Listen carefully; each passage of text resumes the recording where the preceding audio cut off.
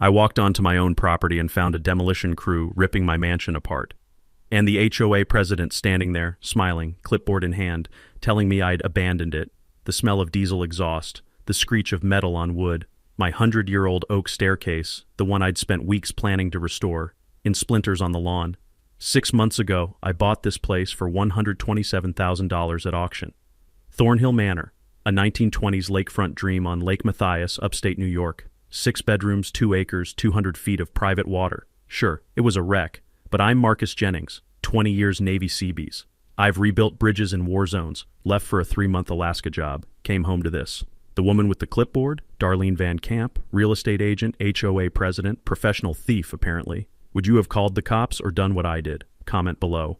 Where are you watching from? Got an HOA nightmare? Tell me. Let me take you back to where this started, because every good fight has a reason worth fighting for. I spent 20 years in the Navy.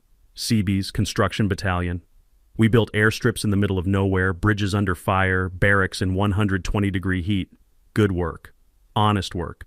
Then a training accident in my 18th year put shrapnel in my left leg. I walk with a limp now. Medical retirement at 45, Virginia disability checks, and a toolbox full of skills nobody wanted to hire. So I did carpentry, side jobs, deck repairs, kitchen remodels, kept me afloat. My grandmother Estelle raised me in a 2-bedroom apartment in Syracuse. She cleaned houses for a living, never owned anything, just rented, moved, rented again. But she had this habit. She'd clip pictures from magazines, lakefront homes, big porches, docks stretching into blue water. She'd tape them inside her closet door and whisper, "One day, baby, one day we'll have a place like that." She died when I was 23. Never got her lake house. Fast forward to 2 years ago. I'm scrolling auction listings, probably should have been job hunting, and I see it. Thornhill Manor, estate sale, foreclosure, lakefront, starting bid $95K. The photos looked like a horror movie set, but I saw the hand-carved oak staircase, the stone fireplace, built in 1924. Solid craftsman bones under all that rot. Auction day, I'm the only bidder. Closed at $127,000. Liquidated everything, savings, truck fund, Virginia rehab loan for $47K. My daughter Zoe said, "Dad, that's not a fixer-upper. That's a felony waiting to happen." First walk through, the smell hit me like a wall. Wet plaster, mouse droppings, something dead somewhere. Broken glass crunched under my boots. But sunlight poured through busted shutters, turning dust into gold. I ran my hand over that oak newel post, smooth, cool, generations of hands before mine, and felt Estelle watching. I had 18 months mapped out. Foundation, electrical, roof, woodwork, do-it-myself, stretch the loan. Day 3, a white Lexus parks at my driveway's end. Out steps this woman, mid-60s, helmet of ash blonde hair, pastel cardigan, clipboard gripped like a warrant. "Mr. Jennings?" Didn't wait for my answer. Darlene Van Camp, Architectural Review Board Chair for Lakeview Estates HOA.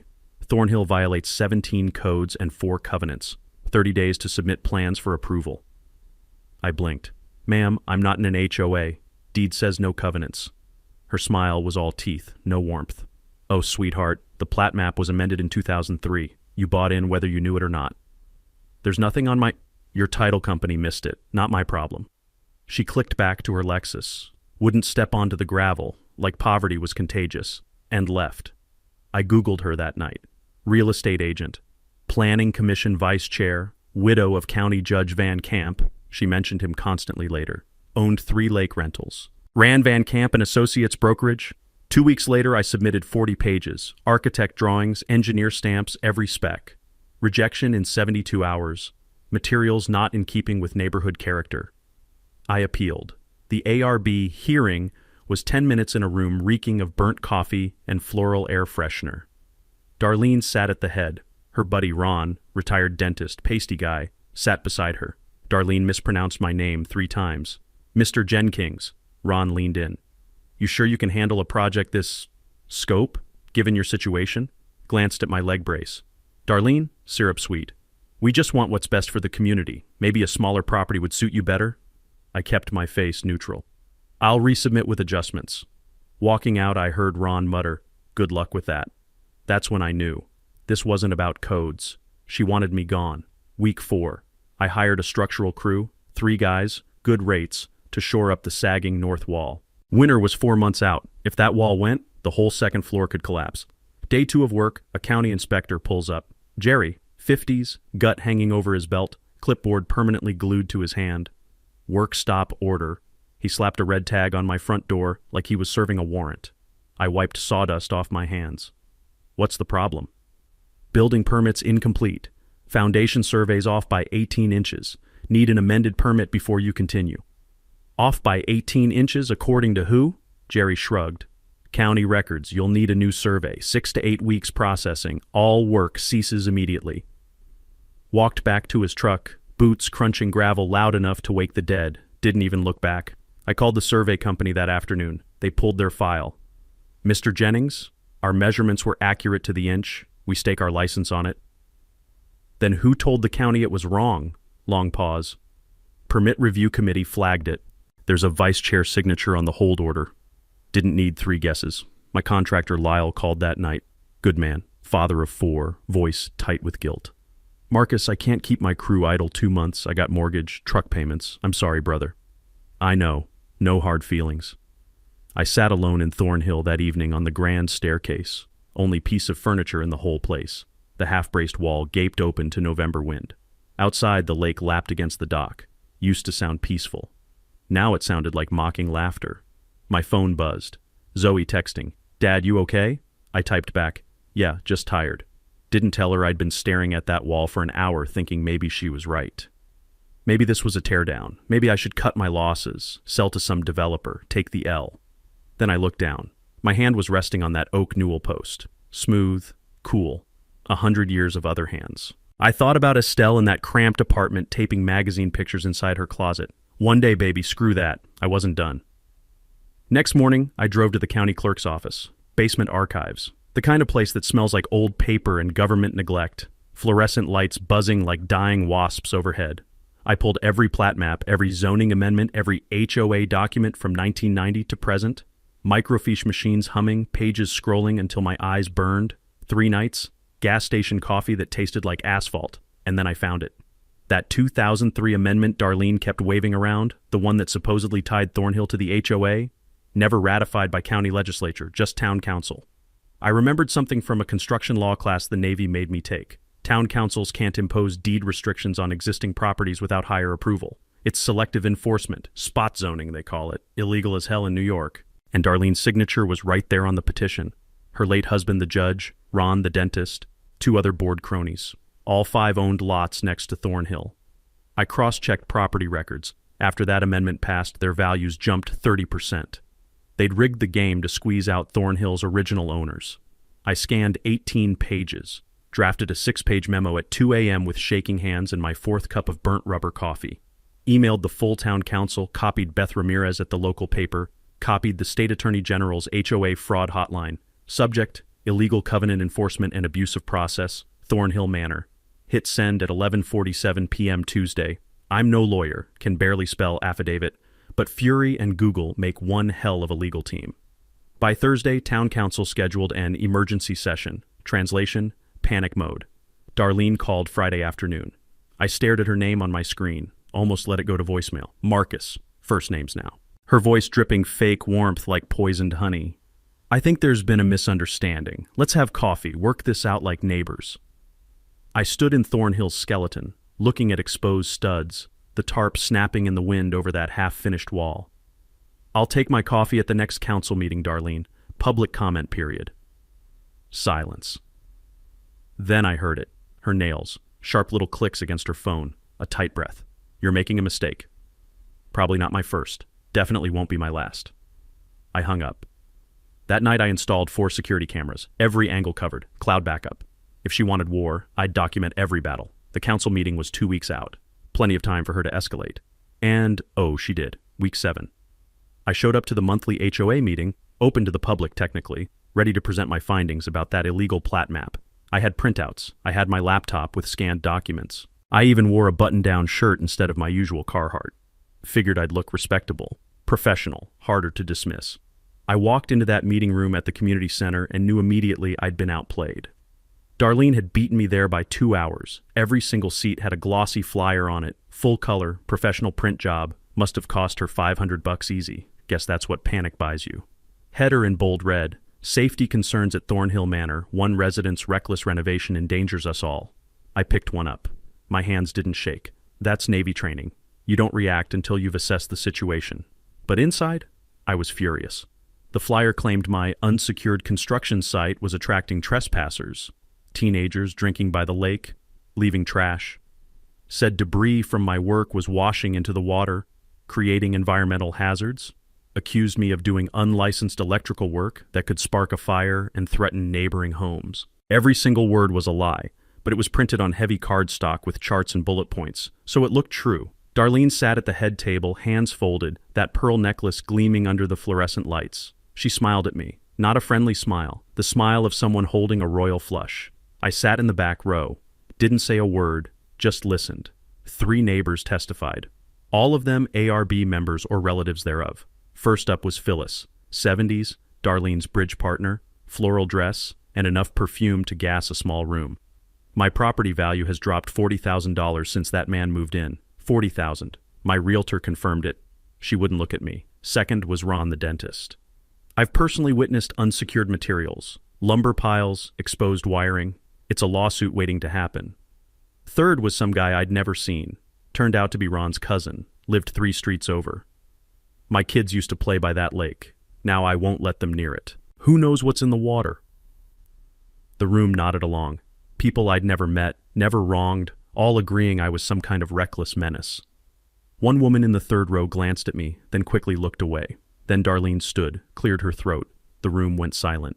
Given these serious concerns, I'm proposing an emergency bylaw amendment. Any uninhabitable structure left unoccupied for 90 consecutive days can be declared a public nuisance. The HOA would have the authority to remedy the situation, up to and including demolition, with costs billed to the property owner. She paused. Let that sink in. We're not targeting anyone. This is about protecting our community. Ron nodded. Phyllis nodded. Half the room nodded like bobbleheads on a dashboard.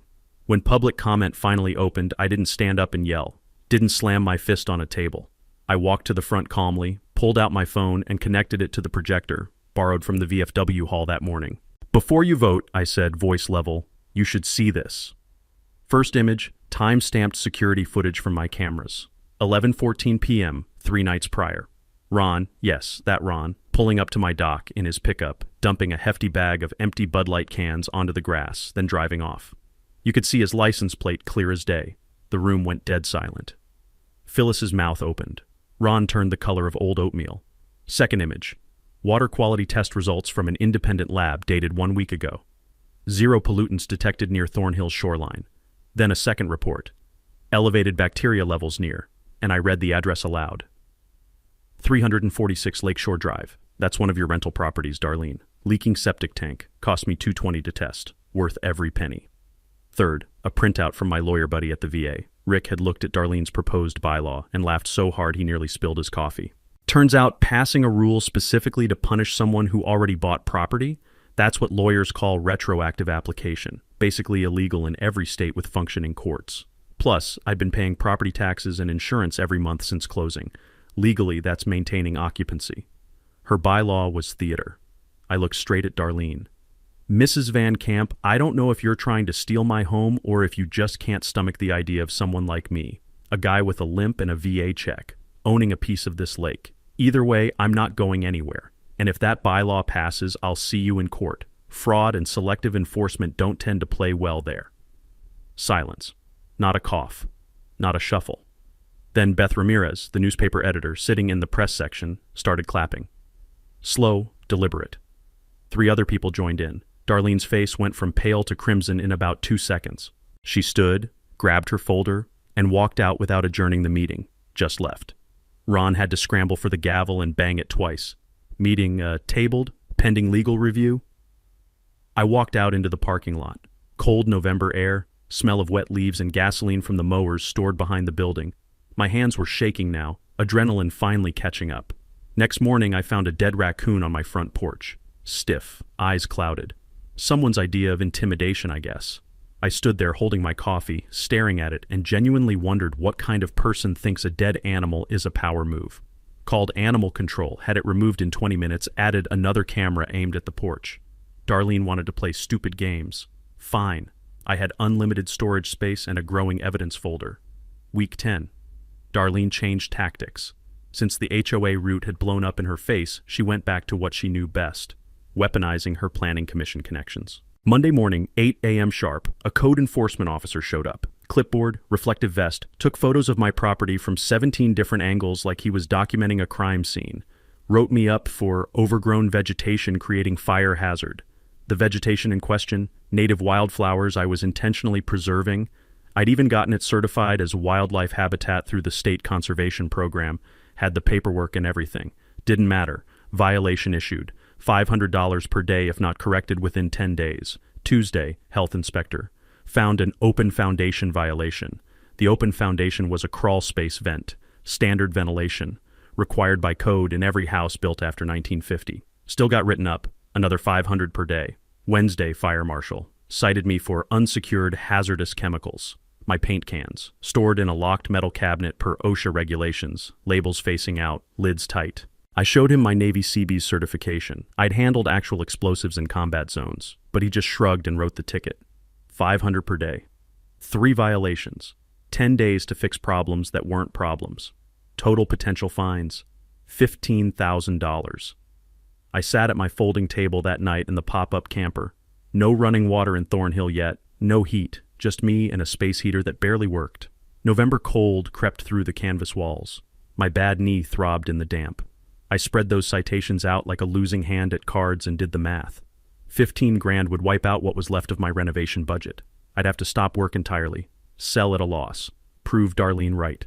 I sat there for an hour staring at those papers and genuinely wondered if Estelle would have wanted me to destroy myself over a house.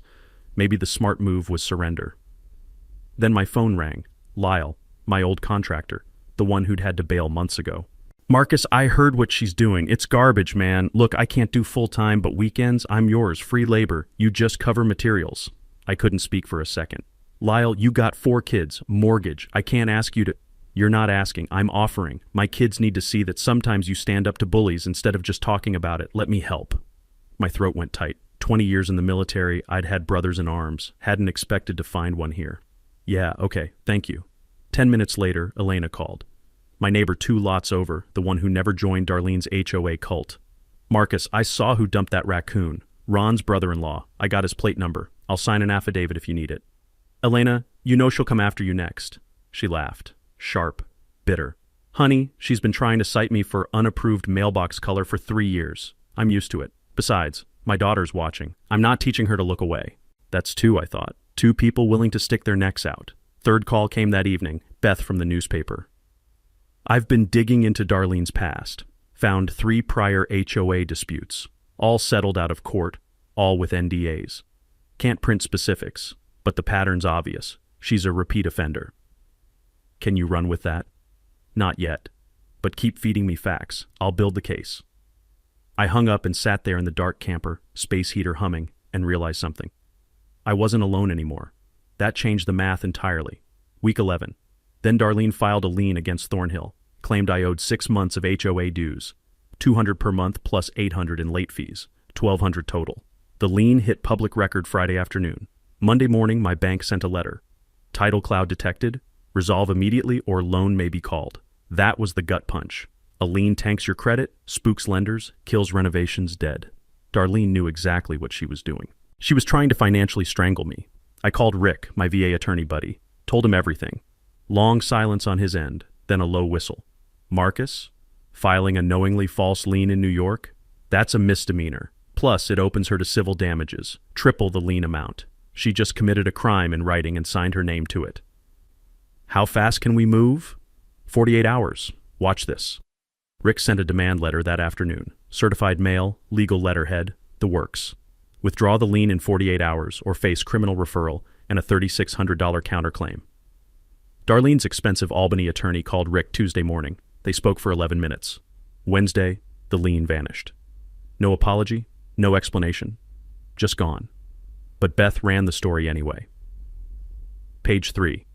Veteran battles HOA overreach. Van Camp under scrutiny for development conflicts. In a town of 8,000, page 3 might as well be a front-page felony. That night, I built a fire in the pit by the dock, burned the lien withdrawal notice ceremonially, completely legal, completely satisfying. The paper curled and blackened, smoke twisting up into the cold October dark. I could smell applewood from the kindling, taste the ash on the wind. Somewhere overhead, a skein of geese honked south. They had the right idea: leave before winter kills you. But I wasn't built that way. I cracked a beer, sat on the cold dock planks, and watched the embers glow. Darlene was panicking now. Panicked people make mistakes, and I'd be there to document every single one. Week 13. Beth called me on a Tuesday morning while I was up on Thornhill's roof patching a leak, hands numb, fingers barely working. "Marcus, you need to see this. I'm coming over now." 20 minutes later, she pulled up with a cardboard file box and the kind of caffeinated energy that screams either breakthrough or breakdown. We crammed into my camper, barely room for 2 humans in her evidence pile, and she started pulling documents like a magician with a very boring rabbit. I requested 5 years of planning commission votes, took them 6 weeks to comply, but look, she'd made a spreadsheet.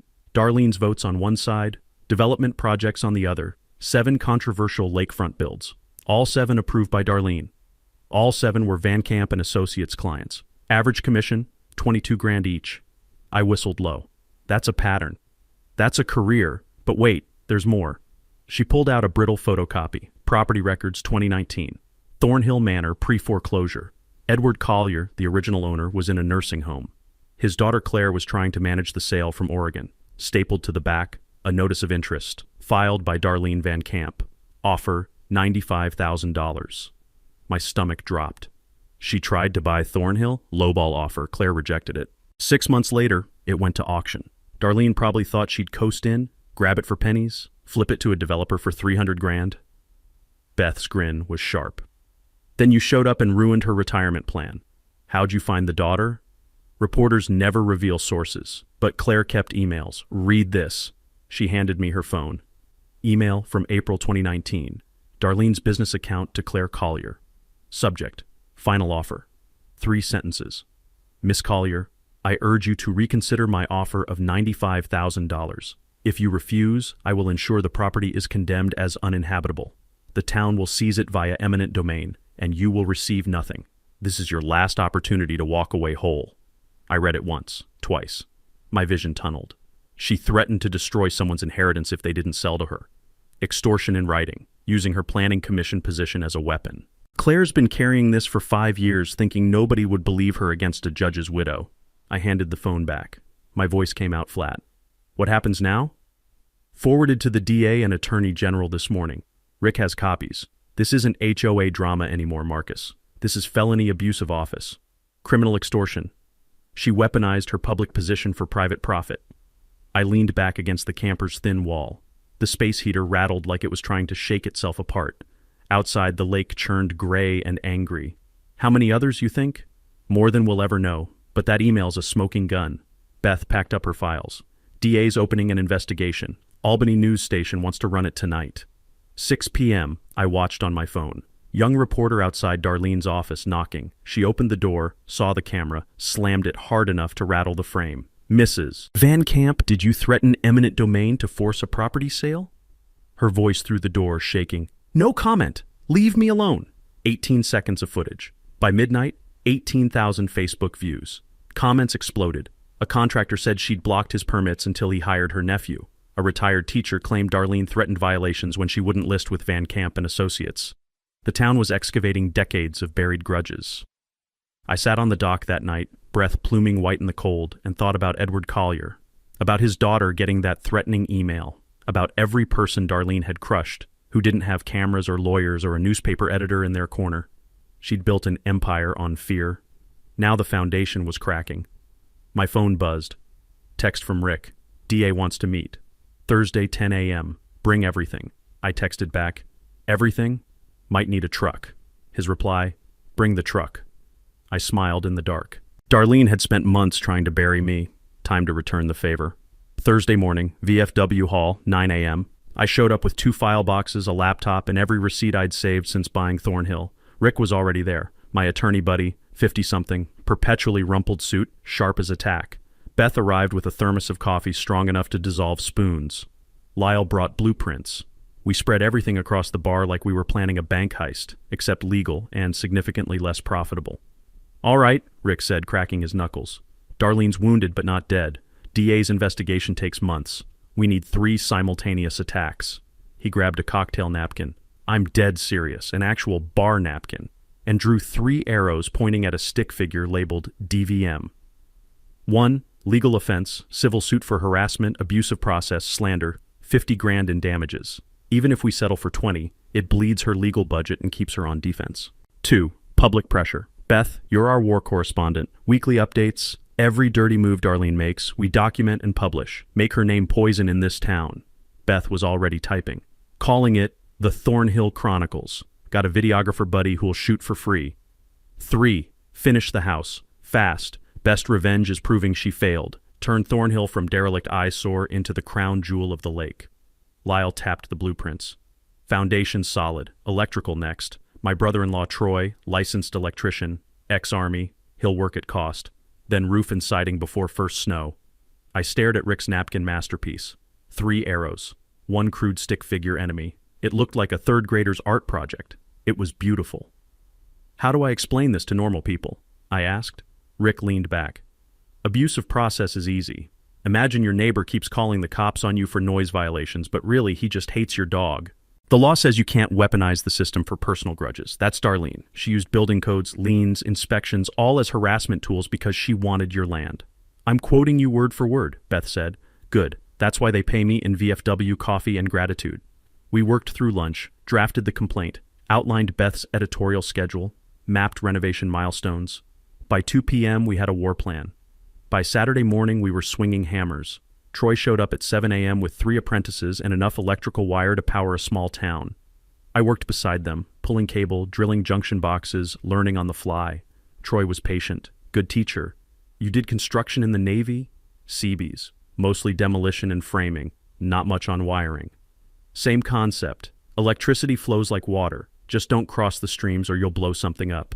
That I understand. We ripped out the original 1924 knob and tube wiring, cloth-wrapped, brittle, some pieces charred black from decades of overload.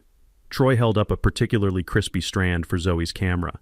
This is what we're saving this house from. 1 good lightning strike and Thornhill would have burned to the foundation. That Instagram clip hit 40,000 views in 2 days. Comments rolled in. Real American craftsmanship. This is what backbone looks like. Darlene who? Then the community showed up. Elena organized a Thornhill barn raising. Old school work party. Saturday morning, 30 volunteers appeared, veterans from the VFW, Elena's church group, curious neighbors, even Phyllis, yes, that Phyllis, Darlene's former bridge partner, showed up carrying a pie. Pumpkin. Homemade. She set it on the porch railing, hands shaking slightly. Wouldn't quite meet my eyes. The note tucked under the tin read, I was a coward when I should have been a neighbor. Thank you for showing me the difference. I found her later painting window trim. Phyllis, you didn't have to. Yes, I did. I'm 73 years old. I don't have time left to be on the wrong side. We painted siding, raked 6 months of leaf rot, planted 200 spring bulbs that had bloomed long after this fight was over. Deke from the lumber mill rolled up with a truckload of reclaimed oak. Heard you need flooring. I reached for my wallet. He stopped me. Darlene extorted $2 grand out of my grandson for a deck permit 3 years ago. Called it expediting fees. This is on me. Call it delayed justice. By sunset, Thornhill glowed. Not finished. Months left, but alive. Lights in the windows. Laughter bouncing off the water. Deke fired up a grill. Someone brought a cooler of beer. Impromptu party on the lawn, the smell of charcoal and cut grass mixing with the lake breeze. I stood on the porch watching 30 people who'd been strangers 6 months ago, now working like family, and felt something unfamiliar bloom in my chest. Not victory yet, but hope. Actual hope. Monday, Rick filed the lawsuit. $50,000 in damages. 18 pages of exhibits. Darlene's attorney called within hours asking about settlement. Rick's response, see you in court. Tuesday, the state board suspended Darlene's real estate license pending ethics review. Van Camp and Associates shut down overnight. Her empire, gone. I installed a 24/7 live stream on Thornhill's porch. YouTube channel, Thornhill Restoration. 3,200 subscribers by Friday. Description, rebuilding a dream. Watch us win. I set up a cot in the foyer, sleeping bag, space heater. I wasn't leaving this house again. Darlene wanted Thornhill? She'd have to drag me out. And this time, I had witnesses. Thousands of them. Week 18, early December. I woke at 3 a.m. to every security alarm in Thornhill screaming at once. Not a malfunction. The motion sensors were going berserk. I grabbed my phone, pulled up the live feeds, and watched in real time as a truck with obscured plates backed up to my driveway and dumped a mountain of construction debris. Broken drywall, shattered tiles. And then, bags marked with orange hazard labels. Asbestos. Illegal to transport without permits, lethal to expose, and now spread across my lakefront like a toxic welcome mat. The truck idled for 90 seconds, then peeled out, gravel spraying.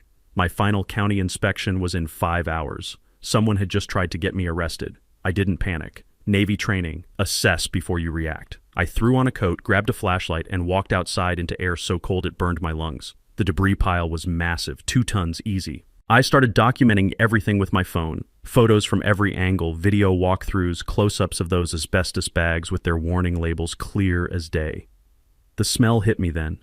Diesel exhaust still hanging in the air, mixing with the chemical stink of old building materials. This wasn't random. This was expensive. Someone had paid good money to destroy me. At 7:30 a.m., Jerry, the code inspector, showed up early. He wasn't alone. County sheriff's deputy trailing behind in a patrol car. Jerry climbed out, saw the debris, and I swear his face lit up like he'd just won the lottery. Mr. Jennings, illegal dumping of hazardous materials is a Class E felony in New York. You're looking at criminal charges, potential jail time, not just fines. I leaned against my porch railing, coffee in hand, and let him finish his speech. Then, Jerry, this dump happened at 3:17 a.m. I've got 4K footage with timestamps. Want to see who actually drove that truck, or should we keep pretending? His smile collapsed like a failed souffle. I pulled out my phone, showed him the video, the dump in progress, the plate-obscuring tarp that didn't quite cover the VIN stencil on the door.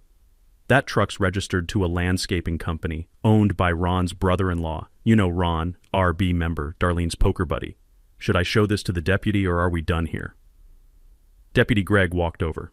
Couldn't have been older than 25. Clean uniform, honest eyes. The kind of cop who actually believes in the job. What's the situation? I handed him my phone. Deputy, someone dumped 2 tons of asbestos on my property at 3 a.m. while I was asleep. I've got witnesses who can confirm I was here all evening working. That's the truck. That's the timeline. This is a frame job. Greg watched the footage twice. Didn't say a word. Just radioed his sergeant. 10 minutes later, Sergeant Kowalski pulled up. Older guy, weathered face, zero patience for nonsense. He reviewed the video, looked at Jerry, then at the debris pile. Inspections postponed. This is a crime scene. We'll photograph, sample the asbestos, run that VIN. He turned to me. Mr. Jennings, you'll need licensed hazmat removal. Don't touch anything yourself. Already called them. Elena's cousin arrived at noon with a crew in full Tyvek suits and respirators, moving through the debris like they were dismantling a bomb. Each piece bagged, each bag logged, chain of custody tighter than a military operation. I stood on the porch watching, coffee going cold in my hand, doing the math. $4,200. That's what this stunt was costing me. When they finished, I walked inside, sat down at my laptop, and typed up an invoice. Professional, itemized. $4,200 for emergency hazmat cleanup. I printed it on fancy paper, slid it into an envelope, added a handwritten note. Darlene, consider this an invoice for your desperation. Payment due in 30 days. Late fees apply. Sent it certified mail. She'd never pay. That wasn't the point. The point was making sure she knew that I knew, and that I wasn't afraid. Tuesday, Ron resigned from the ARB. One sentence. Personal reasons. His brother-in-law's company put out a press release. The truck had been stolen that night and mysteriously returned the next morning with a full tank of gas. Even Ron's neighbors weren't buying it. By Thursday, the DA added sabotage to Darlene's file. Conspiracy, property destruction, witness intimidation. Her expensive Albany lawyer stopped taking her calls, probably realized she couldn't pay his retainer anymore. Van Camp and Associates went dark. For lease sign in the window. Darlene's white Lexus sat in her driveway under a tarp, collecting snow like a tombstone. I installed 2 more cameras. 6 angles now, covering every approach. The YouTube live stream hit 5,200 subscribers, people watching me sand floors and grout tile in real time. One comment stuck with me. This is better than Netflix, and I actually care if the hero wins. I wasn't a hero. I was just a guy who refused to quit. But Darlene still had 1 card left to play. And desperate people make the worst decisions. Week 20, mid-December. I was inside Thornhill installing cabinet hardware. The kitchen was finally taking shape. When I heard a car pull up. Not Lyle's diesel truck or Elena's rattling minivan. something quieter, expensive. I looked out the window. Darlene's white Lexus, engine idling in my driveway. She sat behind the wheel, alone, no clipboard, no backup, just her, staring straight ahead like she was working up courage. I watched for a full minute. She didn't move. Finally, I walked down to meet her, hands in my jacket pockets, breath fogging in the December cold. She cracked her window exactly 2 inches, wouldn't roll it down further. Her face looked 10 years older than the last time I'd seen her. Makeup not quite hiding the sleepless nights, hair pulled back tight but missing that shellacked perfection. 2 months of legal warfare had carved her hollow. Marcus. Her voice was steady on the surface but brittle underneath, like ice over deep water. I'd like to make you an offer. I leaned against my truck bed, arms crossed, waited. $300,000, cash. We close in 30 days. You walk away clean, no lawsuit, no bad blood, and I'll make sure the DA drops the investigation. She said it fast, practiced, like if she paused she'd lose her nerve. I let the silence hang there. A crow cawed somewhere in the pines. The lake whispered against the dock. She was offering me triple what I'd paid, enough to buy something easier, somewhere without history, without her. You don't have that kind of pull anymore, I said quietly. Your license is suspended, your business is shuttered, and you definitely can't make a DA drop criminal charges for extortion and fraud. Her hands went white knuckle on the steering wheel. You don't know what I can still do. I have friends in this town, connections, people who owe me. Had friends, past tense, and this house isn't for sale. Not to you, not to anyone. That's when she snapped. The polished veneer just cracked wide open and all that poison came pouring out. You stupid, stubborn... This place should be mine. I worked this town for 20 years. I built relationships, I invested, I made things happen, and you just show up with your sob story and your goddamn cameras and your... She gestured at my leg brace, the one I wear when the weather's cold and the shrapnel aches. Her face twisted with contempt. You think you deserve this? A guy like you? You think because you got hurt playing soldier, you get to just take what should have been mine? I felt my jaw lock. Felt heat rising despite the cold, but I kept my voice level. I didn't take anything, I bought it legally at public auction. And you can't stomach the fact that someone like me, a guy with a limp and a VA check and zero political connections, gets to own a piece of this lake. That's what this is really about. Not codes, not safety, just you thinking some people don't belong. Her face drained white. She'd heard herself. Heard what she just said out loud. Her eyes dropped to my collar, to the small black camera clipped there. Body cam. I'd been wearing it since the sabotage. One-party consent state. Completely legal. You're recording, not a question. Horror. Every conversation on my property gets documented now. You taught me that. Funny how lessons work. She slammed the Lexus into reverse. Tires shrieked on gravel. She rocketed backward, nearly took out Elena's mailbox, then tore down the street doing 40 in a 25. I stood there in the settling dust, then walked back inside and uploaded the footage. 3 copies. Rick, Beth, secure cloud. The audio was perfect. Her bribe offer. Her threat about controlling the DA. That venomous rant about me not deserving Thornhill. Every ugly word preserved forever. I sat at my laptop listening to it again, and something clicked. This wasn't about me. Never had been. Darlene had spent 3 decades building an empire on making people feel small, on deciding who belonged and who didn't. I'd just been the first person to say no loud enough that others heard. Beth called within the hour. Marcus, this is a prosecution's dream. She admitted witness tampering on tape. It's more than that. She said all the quiet parts out loud. Post it. The article went live Tuesday. Headline, Van Camp caught offering bribe admits vendetta. A guy like you doesn't deserve property. Beth embedded 30 seconds of audio. Darlene's voice raw and hateful, talking about who deserves what.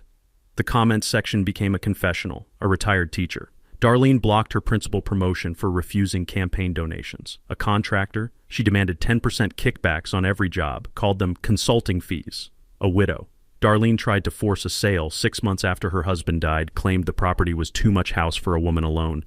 30 years of small cruelties finally getting air. Thursday, the DA added charges, attempted bribery, witness tampering. The civil suit grew, intentional infliction of emotional distress, Exhibit A attached. Friday, the town council voted to dissolve the ARB permanently. Over the weekend, the HOA lost 80 member homes. Darlene's business partner issued a statement so carefully lawyered, it basically screamed, "I'm not going down with this ship." And Sunday afternoon, 60 neighbors met at the library. No HOA, no bylaws, just people. They formed the Lakeview Watch, voluntary, no enforcement, just neighbors helping neighbors. Phyllis stood up, hands shaking. I followed her. I was wrong. I'm here to do better now. The room clapped, quiet, respectful, forgiving, maybe, in time. Elena found me after.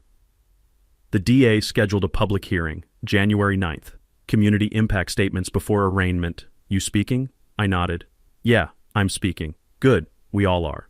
3 weeks to prepare. 3 weeks until we ended this in front of everyone who'd watched, waited, or suffered in silence. I was ready. January 9th, the community impact hearing was scheduled for 6 p.m. at Town Hall. Capacity, 300. By 5:30, 450 people had crammed inside, standing room only against the back walls. Overflow crowd outside watching through the windows, breath fogging the glass. I'd never seen the town show up like this. Not for elections, not for budget meetings, but for this, everyone came. The media circus was in full effect. 2 Albany news stations set up cameras in the press section. Syracuse sent a stringer. Someone said the New York Times regional desk had a reporter in the 3rd row taking notes. Beth sat front and center, recorder running, notebook open. This was her story, but it had become everyone's. Darlene sat in the front row because she had to, mandatory appearance per the DA's office. Her expensive Albany lawyer sat beside her, looking like he'd rather be anywhere else. She wore a navy suit, pearl necklace, hair perfect again, trying to project control. But I could see her hands in her lap, trembling slightly. She wouldn't look at the crowd, just stared straight ahead at the empty podium, like if she didn't make eye contact, none of this was real. The DA, Sandra Ortiz, mid-40s, no-nonsense reputation that preceded her by miles, stood and called the hearing to order. Gavel cracked once. The room went silent so fast you could hear the radiators hissing. This is a community impact hearing for case number 2024 CR 8847, People versus Darlene Van Camp. Charges include abuse of office, extortion, attempted bribery, filing false instruments, and witness intimidation. Before formal arraignment, the court invites affected community members to speak. We'll proceed in order of sign-up. She called my name first. I stood, walked to the podium, and looked out at 450 faces. Some I knew, most I didn't. But they were all here. For this. For me. For everyone Darlene had crushed. I'd written notes, threw them away that morning. This needed to come from somewhere deeper. My grandmother's name was Estelle Jennings. She raised me in a 2-bedroom apartment in Syracuse. Worked as a housekeeper her whole life. Never owned anything. But she had this habit. She'd clip pictures from magazines, lakefront homes, big porches, water views. She'd tape them inside her closet and tell me, "One day, baby, one day we'll have a place like that." I paused. The room was so quiet I could hear someone's phone vibrate 3 rows back. She died when I was 23. Never got her lake house. But 2 years ago, I bought Thornhill Manor. Not because I'm rich. Not because I have connections. Because I worked, I saved, and I showed up at an auction. That's how America is supposed to work. The system, when it works, doesn't belong to whoever shouts loudest or knows the right people. I looked at Darlene. She still wouldn't meet my eyes. Darlene Van Camp tried to steal that. She used her position, her connections, her authority to harass me, bankrupt me, and drive me off my own land. Why? Because she wanted it for herself. Because she thought someone like me, a veteran with a limp and a disability check, didn't deserve to live on her lake. My voice stayed level. No anger, just facts. She failed. Not because I'm special. Because people in this town stood up. Because neighbors helped. Because the law eventually worked. Thornhill Manor isn't just my home. It's proof that bullies don't always win. I stepped down. The room erupted. Half the people standing, applauding. The other half stunned, silent. Beth was wiping her eyes. Elena was nodding. Even Phyllis in the back row had her hand over her heart. Next up, Claire Collier, the daughter of Thornhill's original owner, testifying via video link from Oregon. Her face filled the projection screen. Tearful but determined. My father built Thornhill in 1924. Raised 5 kids there. When he went into the nursing home, Darlene Van Camp threatened to have it condemned if we didn't sell to her for pennies. We lost that house because of her. I'm grateful Mr. Jennings fought back. I wish we had. Third, Elena. She walked up calm, nurse steady, and spoke for 2 minutes. Described the dead raccoon, the intimidation, the fear she felt for her daughter. I teach my kid to stand up to bullies. Then I watched Marcus actually do it. That's the lesson. Fourth, Deke, the lumber mill owner, gruff, reluctant, not a public speaker. She extorted $2,000 from my grandson over a deck permit. Called it a processing fee. I paid because I was scared. I should have been Marcus. I wasn't. But I can be now. 5 more people spoke. A pattern emerged. Darlene had been doing this for decades. Small cruelties, quiet extortions, death by 1,000 cuts. When the testimony ended, D.A. Ortiz stood. Thank you to everyone who spoke. The court recognizes the profound impact of these crimes on this community. Mrs. Van Camp, you're invited to make a statement. Darlene's lawyer whispered in her ear. Long conversation. Finally she stood, faced the room for the first time, and said 3 words. I have no comment. Then sat. The silence lasted exactly 3 seconds. Then someone in the back, sounded like a teenager, coughed the word coward. Nervous laughter rippled through the crowd. The DA didn't smile, but I saw her mouth twitch. She banged the gavel. The defendant is formally indicted on 6 counts. Bail set at $50,000. Arraignment scheduled for February 3rd. Darlene posted bail that night, but her mugshot was online by morning. The damage was done, not in court, in the eyes of everyone who'd watched her refuse to speak. March. 14 months after I bought Thornhill Manor, the final county inspection happened on a Tuesday morning. Jerry showed up, yes, that Jerry, with a different inspector supervising him. They walked through every room, tested every outlet, checked every joint. 2 hours later, the supervisor signed off. 0 violations. Thornhill Manor was officially, legally, completely habitable. I stood on the front porch holding that certificate of occupancy like it was a birth certificate. In a way it was. The house had been dead for a decade. Now it was alive. That weekend I hosted an open house. 200 people came, neighbors, volunteers, people who'd never set foot on the property but had followed the whole saga online. The place gleamed. The oak staircase I'd spent 40 hours hand sanding caught the afternoon light and glowed like honey. The original stained glass windows, restored by a craftsman Elena found, cast jewel-toned patterns across the maple floors. The lakefront dock that Lyle and Troy rebuilt as a gift stretched 20 feet into water so blue it hurt to look at. The smell of fresh linseed oil on the floors mixed with the scent of Elena's tamales and Deke's smoked trout. Laughter echoed through rooms that had been silent for years. Kids ran across the lawn. Someone brought a guitar. It felt less like a house tour and more like a wedding, celebrating something that almost didn't make it but survived anyway. Beth cornered me in the kitchen. You need to see the numbers. She showed me her notebook. Total cost, $163,000. Purchase, materials, permits, legal fees, hazmat cleanup, everything. Current appraisal, $485,000. I'd created $322,000 in value through sweat, stubbornness, and refusing to quit. She grinned. That's the real story. Not revenge. Economics. You proved that labor plus community support plus not backing down equals wealth creation. That's the American dream, Marcus. You built it with your hands. I looked around the kitchen. Cabinets I'd hung, counters I'd installed, tile I'd grouted at midnight. Estelle would have loved this. She's here, trust me. As for Darlene, she pleaded no contest to 4 counts in a deal that dropped the other 2. Sentenced to 18 months. Suspended, meaning no jail time if she stayed clean. 300 hours of community service. $15,000 in restitution paid to me. I got a check in April. Deposited it the same day into a fund I'd been thinking about. She lost her real estate license permanently. By June, she'd moved to Florida. Sister's condo in Tampa. Her Facebook went dark. The house she'd lived in for 30 years went up for sale. I felt no joy watching her leave, no schadenfreude. She'd lost everything that mattered to her. That was punishment enough. Kicking her while she was down would have made me her. But here's what I did with that restitution money and a chunk of the civil settlement. I partnered with the town library to create the Estelle Jennings Memorial Scholarship. Full ride for 1 local student per year studying a trade: carpentry, plumbing, electrical, welding. The skills that built this country and still pay the bills. First recipient, announced at the open house, Sophia, Elena's daughter. 17, sharp as a tack, wanted to be a licensed electrician. She cried when we told her. So did Elena. So did I, a little, though I blamed it on sawdust. Thornhill itself got a second life. I live in the master suite. The other 5 bedrooms became a rotating artist residency. Painters, writers, musicians, free stays 3 months at a time. Only requirement, create something. The house that almost got demolished now hosts creativity. Poetic, maybe. Definitely intentional.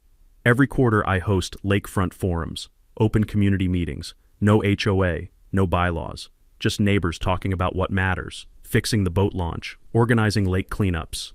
Last month, 60 people showed up. The dock became a free kayak launch. I posted a hand-painted sign, all welcome, no HOA required. On sunny mornings, I drink coffee there and watch herons hunt in the shallows. My daughter Zoe deferred spring semester to help run the residency program. We're closer now than we've been since she was 10. She's learning carpentry, says she might want to renovate houses like I did. I told her she's tougher than me. She laughed and said that's a low bar. I adopted a 3-legged rescue dog, named him Colonel. Irony intended. He loves the lake, chases geese he'll never catch, sleeps on the porch in the sun. We're a good match. 2 gimps who refuse to quit. Some mornings I sit on that dock, Colonel beside me, and feel Estelle's presence. Not in grief anymore. In pride. She wanted one of us to have a lake house. Mission accomplished, Grandma. The final thing I did, I carved a sign from reclaimed oak, hung it above the front door with brass hardware that'll outlast me. It reads, Thornhill Manor, Est 1924, reborn 2025. Last week, a reporter asked if I had any regrets. I thought about it, about the money, the stress, the fights, the sleepless nights.